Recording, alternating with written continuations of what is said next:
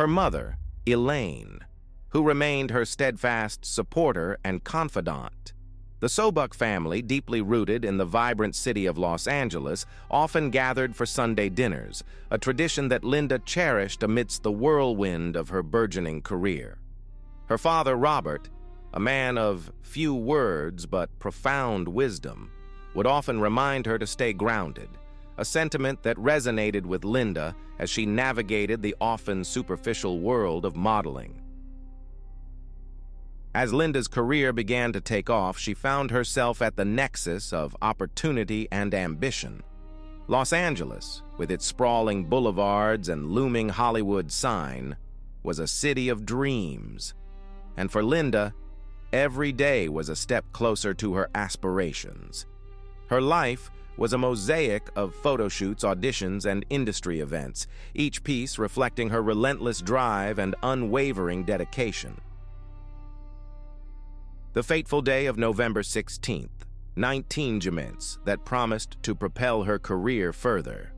The photo shoot was a last-minute addition, but Linda, ever the professional, embraced the opportunity with enthusiasm. The audition for a popular television show held the potential to transition her from the pages of magazines to the screens of millions. However, as the sun dipped below the horizon, casting long shadows over the city, an unsettling silence enveloped the Soebuck household. Linda's absence at the dinner table was the first hint that something was amiss. Her parents, initially dismissing it as a scheduling delay, soon found themselves gripped by a growing unease. Calls to her phone went unanswered, and as the hours stretched into an agonizing night, concern turned to alarm. The ensuing days saw a flurry of activity, with friends, family, and authorities rallying to piece together the fragments of Linda's last known movements. The city, with its labyrinthine streets and myriad faces, seemed to hold its breath, as if aware of the gravity of the unfolding mystery. Flyers bearing Linda's radiant smile were plastered across neighborhoods, and news outlets picked up the story, casting a spotlight on her disappearance. Amidst the search, whispers of strange occurrences and cryptic clues began to circulate. Witnesses reported seeing Linda in a heated exchange at the photo shoot, while others spoke of a shadowy figure lingering near her car. Theories abounded, each more perplexing than the last, as the community grappled with the unthinkable. As time wore on, the investigation revealed a complex web of relationships and rivalries, hinting at a darker side to the glamorous world Linda inhabited. Yet despite exhaustive efforts, the question remained: what truly happened to Linda Soebuck?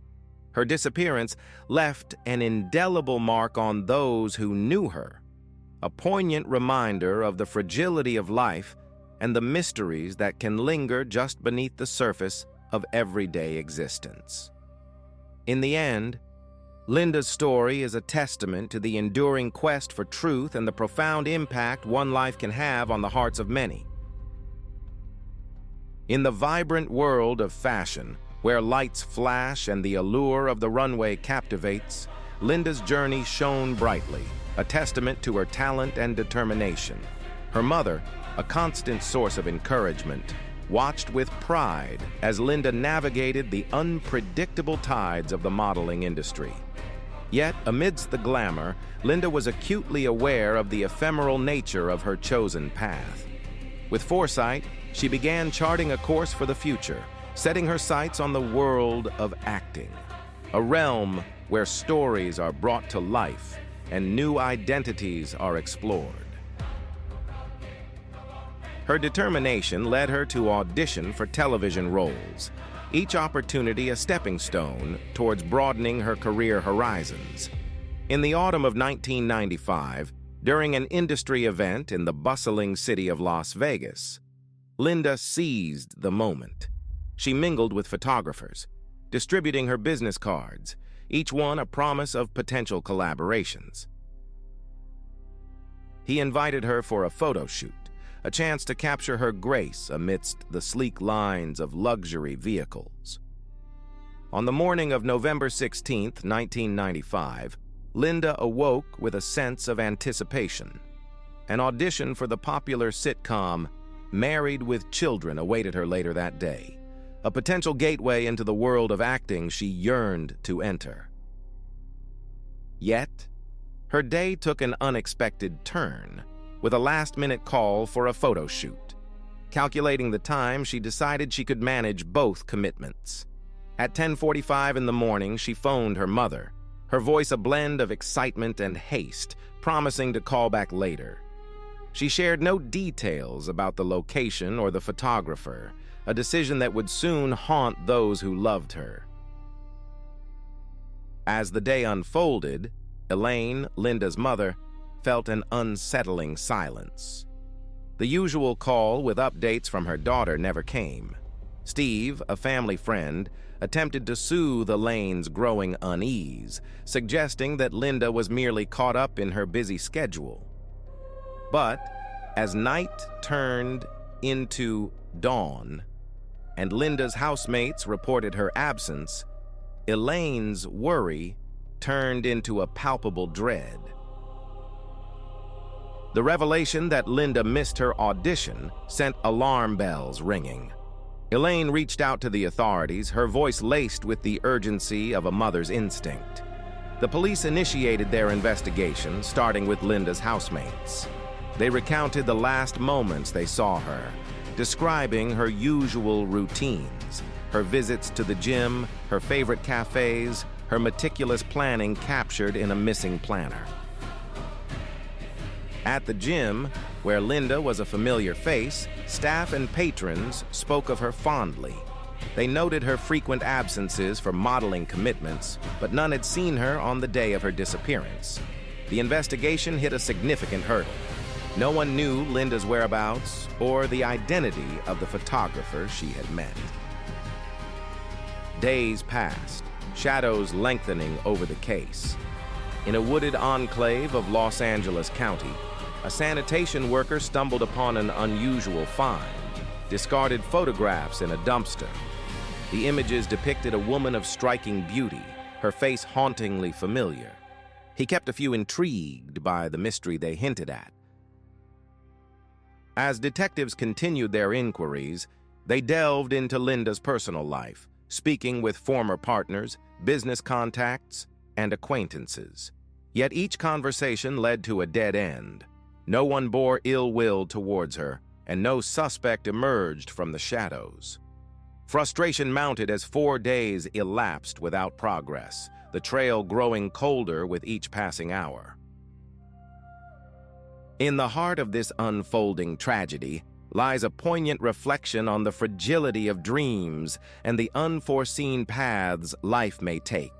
Linda's story, though shrouded in mystery, serves as a reminder of the delicate balance between ambition and the unknowable forces that shape our destinies. In the heart of a community gripped by uncertainty and fear, a determined collective effort arose to find Linda, a beloved friend and family member.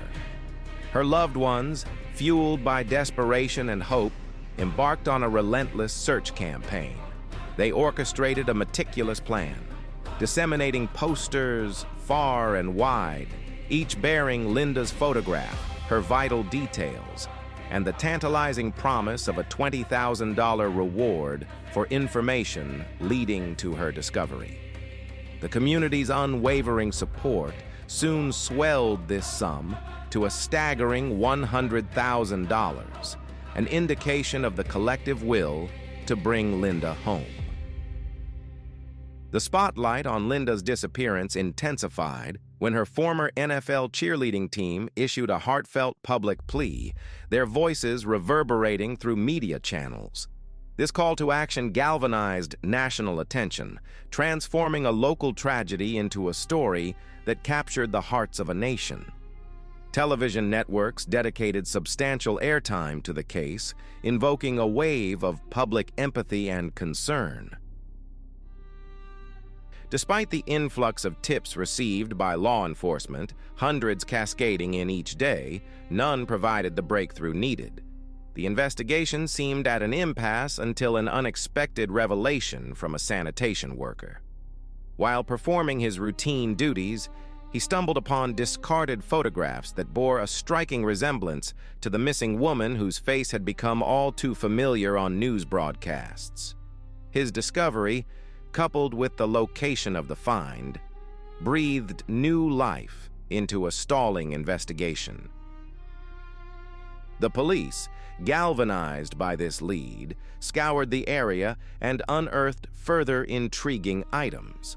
More photographs and Linda's planner, a personal artifact that offered a glimpse into her final days. Among these was a loan agreement for a prototype vehicle dated ominously on November 16th, the very day Linda vanished. This document became a beacon, guiding investigators to a specific location, provoking a coordinated search effort that enlisted the aid of volunteers. In a stroke of luck, a friend of Linda's uncovered her distinctive makeup bag in another dumpster, 7 miles from the initial site. This discovery added a new layer to the unfolding narrative, suggesting a trail that was both deliberate and elusive. Investigators piecing together this mosaic of evidence noted with interest that the name on the vehicle loan agreement was Charles, a contact listed in Linda's planner. The plot thickened with an anonymous tip about an abandoned car languishing in a California restaurant parking lot. The vehicle matched the description of Linda's car, and officers quickly confirmed its identity. This clue, laden with implications, directed the investigation toward Charles Rathbun, a photographer who had occasionally collaborated with Linda. When authorities reached out, Charles admitted to meeting Linda on the day she disappeared, recounting a seemingly innocuous meeting at a restaurant to discuss her portfolio. He claimed their interaction ended amicably in the parking lot with no further contact. However, Charles's narrative was punctuated with inconsistencies, particularly regarding the vehicle loan agreement which he professed ignorance of. Despite his denials, his proximity to Linda's last known whereabouts and the mounting circumstantial evidence marked him as a person of interest. Further inquiry revealed that Charles and Linda had previously crossed paths at an auto expo, a connection that deepened the mystery.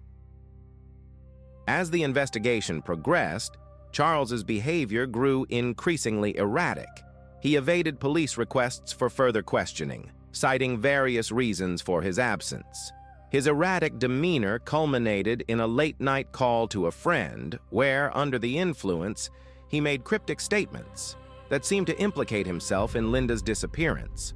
His mention of owning a firearm and his veiled threats of self-harm added a sense of urgency and danger to the unfolding drama.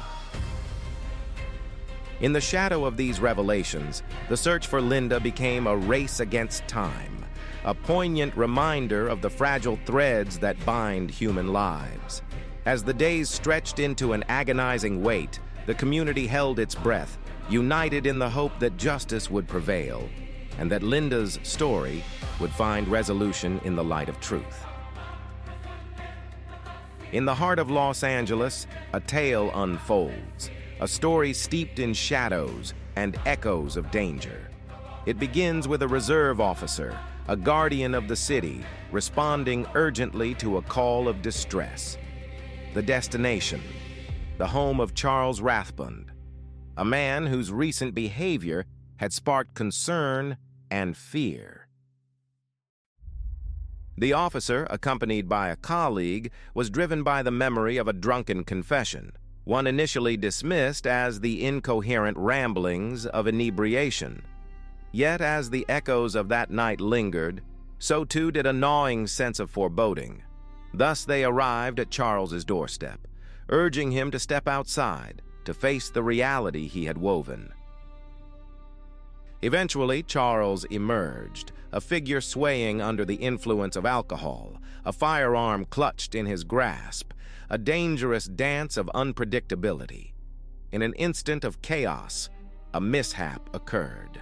The gun discharged, its bullet ricocheting off the pavement, a harrowing reminder of mortality that grazed the friend who had sought to help.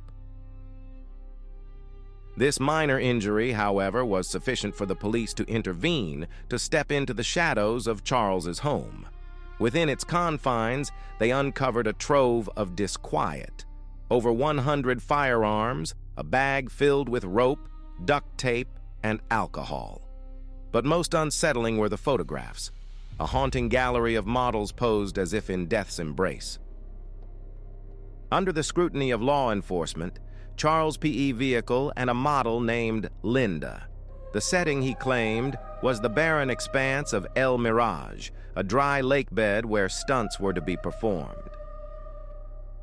According to Charles, the session took a tragic turn. While demonstrating vehicular prowess, he purportedly lost control, striking Linda with a side mirror. In a state of panic, he alleged that he buried her lifeless form in nearby woods, yet claimed trauma robbed him of the memory of the precise location.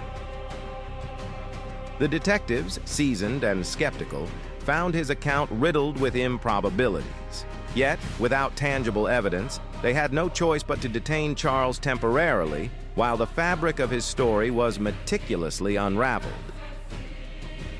Rigorous cleaning. Forensic experts unearthed secrets it harbored.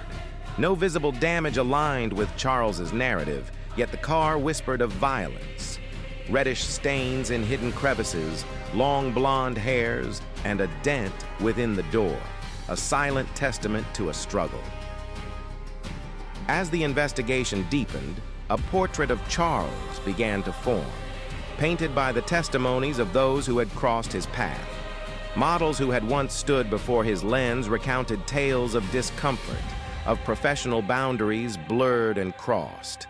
They spoke of harassment veiled as obligation, a pattern now laid bare. Further delving into his past, investigators unearthed allegations of abuse dating back to Ohio in 1979. Though acquitted, Charles had defended himself with claims of consensual relations, a defense that now, in the light of recent revelations, seemed fraught with doubt.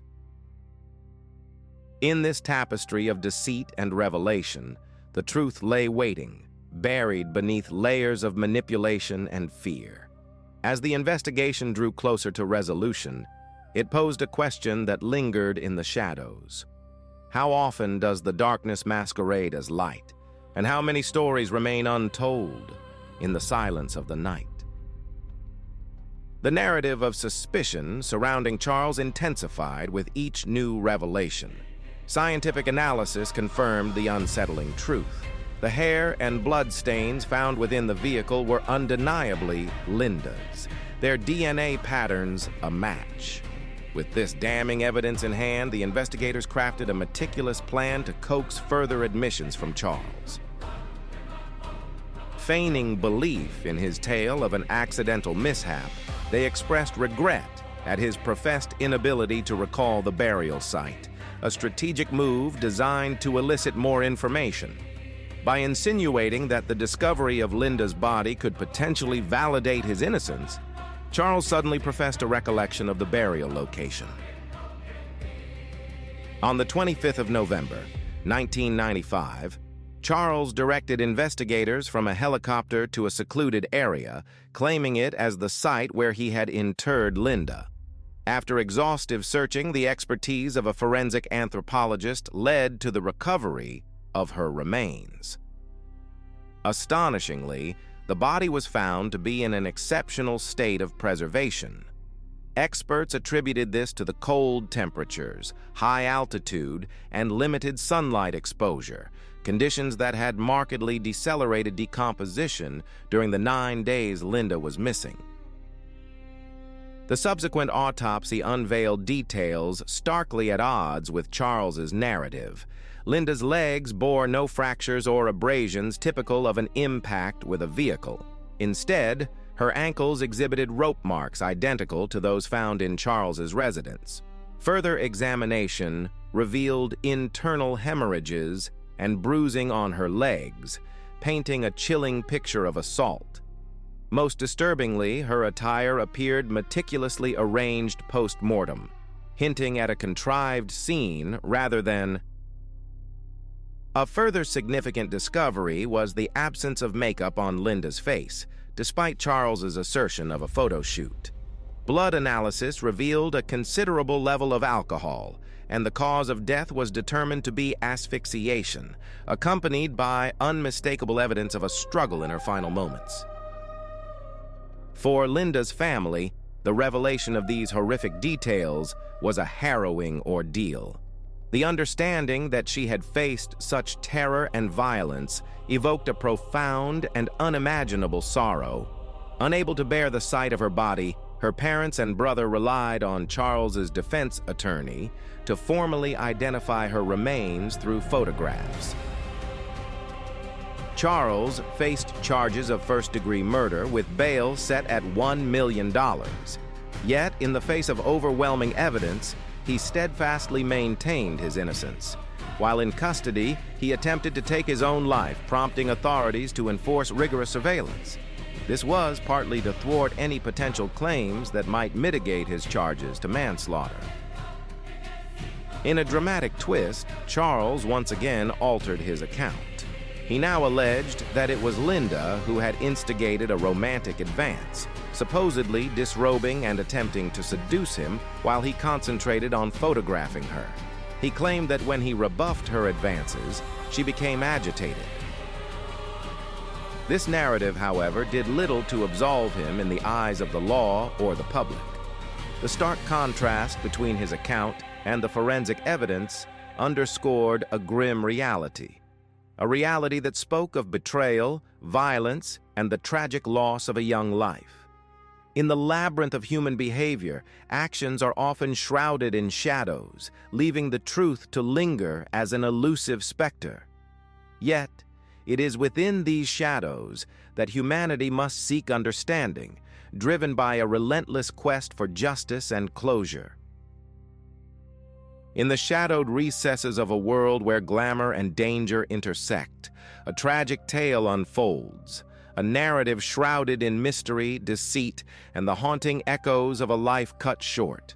The story begins with Charles, a man whose claims wove a complex web of events surrounding the untimely demise of a young woman named Linda.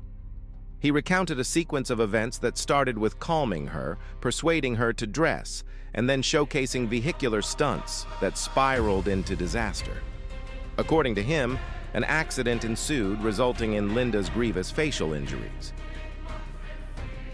Charles alleged that his intentions were to rush her to medical aid.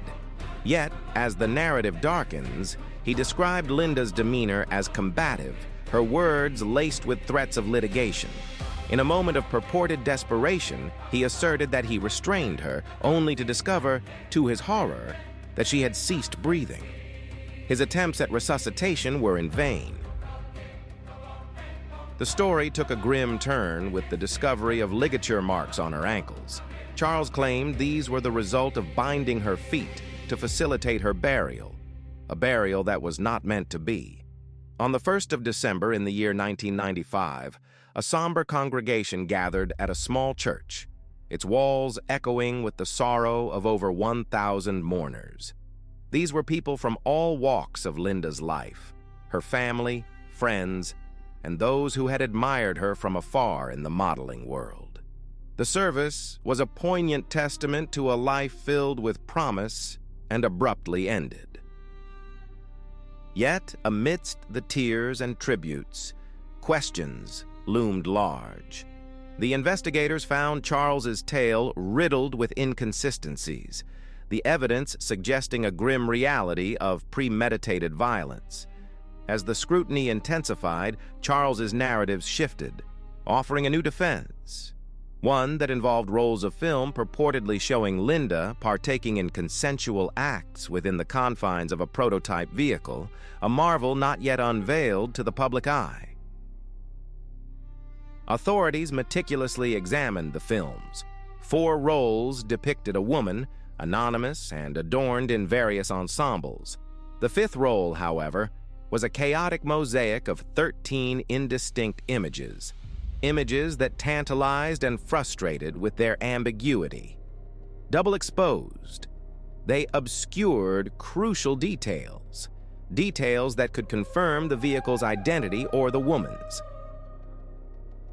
Investigators, in their quest for truth, delved deeper. They unearthed that weeks prior, Charles had captured images of a similar vehicle from another manufacturer. By juxtaposing official photographs of that car's interior with the enigmatic images, they discerned a critical discrepancy. The vehicle in the photographs was not the one Linda had been associated with. Further examination revealed another jarring truth. The woman in the images bore no resemblance to Linda. Her attire did not match that which Linda had worn on the fateful day of her disappearance. This revelation dismantled yet another of Charles's fabrications. The detectives, relentless in their pursuit, reached out to models featured in the unsettling photographs discovered in Charles's possession. Their testimonies confirmed participation, but in a context far removed from the dark narrative Charles sought to weave. Meanwhile, the media, ever vigilant, speculated on Charles's possible connections to other mysterious disappearances, painting a portrait of intrigue and suspicion.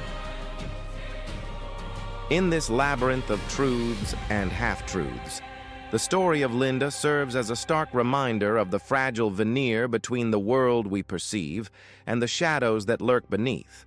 It is a narrative that beckons us to ponder the nature of truth, justice, and the enduring quest for closure in a world where not all stories find resolution. In the labyrinth of unsolved mysteries, stretching from the heartland of Michigan to the sun-drenched coastlines of California, one name echoed ominously: Charles Rathbund. Despite the whispers and conjectures, no tangible evidence tethered him to these enigmatic crimes. Yet, his ever-shifting narratives and the inconsistencies that threaded through his accounts only deepened the shadows of suspicion that loomed over him. Amidst the storm of grief and the relentless pursuit of justice, Linda's family stood resolute, demanding answers and retribution. The trial against Charles Rathbund unfurled in the autumnal days of October 1996. The prosecution painted a chilling portrait of a man who from the very beginning harbored a sinister intent.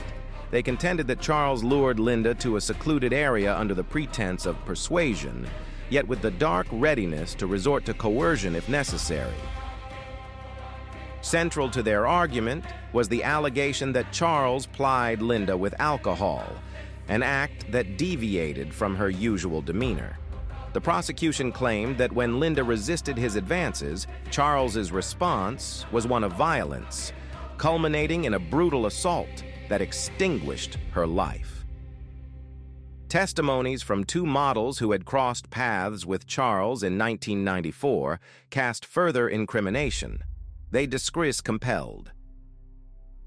Within the insular world of modeling, rumors swirled that Linda had once spurned Charles's advances, a rejection that festered into bitterness. Despite the defense's attempts to weave a narrative around so-called photographic evidence, this strategy unraveled under the weight of the prosecution's mounting case. On the second day of November 1996, after hours of deliberation, the jury delivered their verdict. Charles was found guilty of first-degree murder and sexual assault. A month later, a life sentence without the possibility of parole was handed down, consigning him to the confines of the California Institution for Men. As the verdict echoed through the courtroom, Linda's family enveloped each juror in embraces of gratitude, channeling their grief into a force for good. The reward fund of $100,000 was donated to organizations dedicated to supporting abused women, a beacon of hope in the wake of tragedy.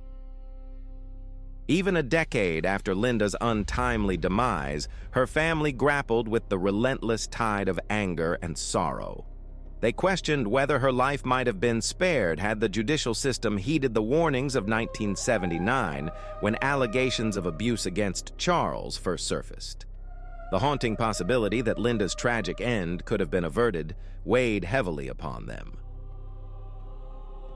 Reflecting on Linda's vibrant life, her family spoke of the void her absence left behind. Her mother's poignant words lingered. "The world was a better place when my beloved Linda was in it." In the quiet contemplation of what might have been, the questions linger. Did the authorities miss a crucial step in 1979? Could Charles have been entwined with other nefarious acts hidden in the shadows of time?